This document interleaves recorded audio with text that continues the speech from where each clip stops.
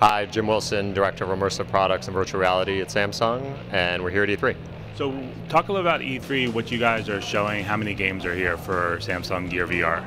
Sure, we're showing 5 games, including titles such as Omega Agent and Star Wars.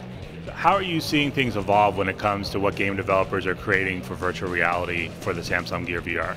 Sure. I think since the store opened last fall, now that there's paid applications, we're seeing a lot of titles that are more fully featured as opposed to just demo versions. So we're seeing games that have 7 to 10 hours of gameplay and more. When it comes to VR, how have you seen the actual development kind of kick off, since there are a number of people that have these devices now? Well, I think the available pool of developers has, I think, gotten a lot broader now that the hardware is widely accessible.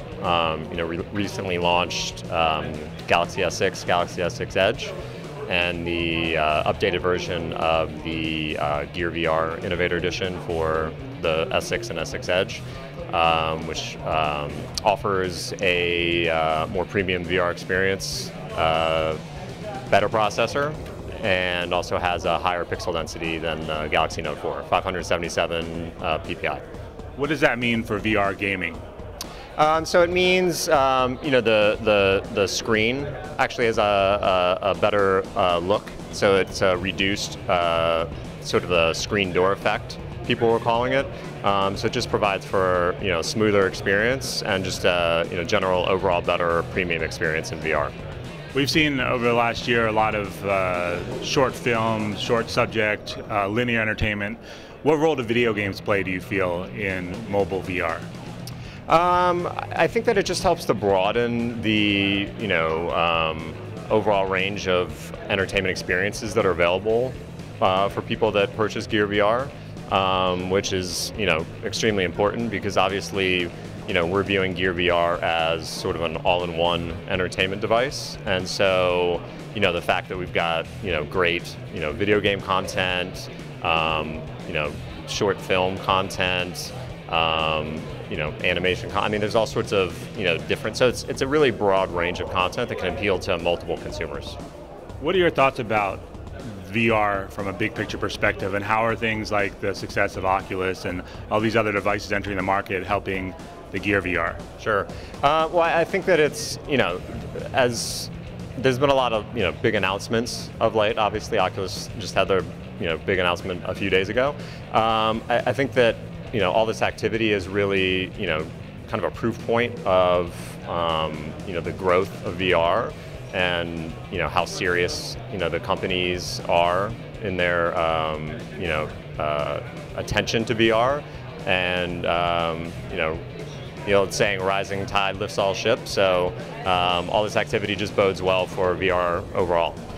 When it comes to game developers, can you give us a sense of how much excitement there is when you go out there or when you interact with them, when it comes to them wanting to get involved in the mobile VR space?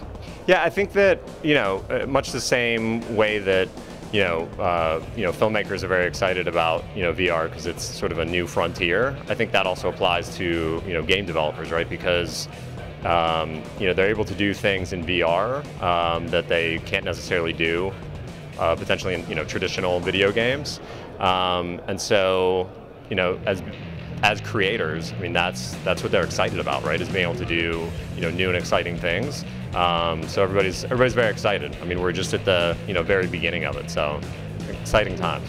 Part of the Oculus press conference included exclusive games that will only be available on the Oculus Rift. Sony has games coming out just for the Morpheus. Where does Samsung stand when it comes to exclusive game content only available on the Gear VR? I would say that our primary focus right now hasn't been games. I mean, we're certainly excited about games, and that again, it certainly broadens the overall entertainment appeal of Gear VR. So I'd say at this time there's no plans for exclusive games for VR or for Gear VR, just because we're focused sort of on our virtual reality content service, Milk VR. And gaming is through the store, just to clarify, right? Not through Milk VR in any way. Correct. Yeah, games are accessible through Oculus Home.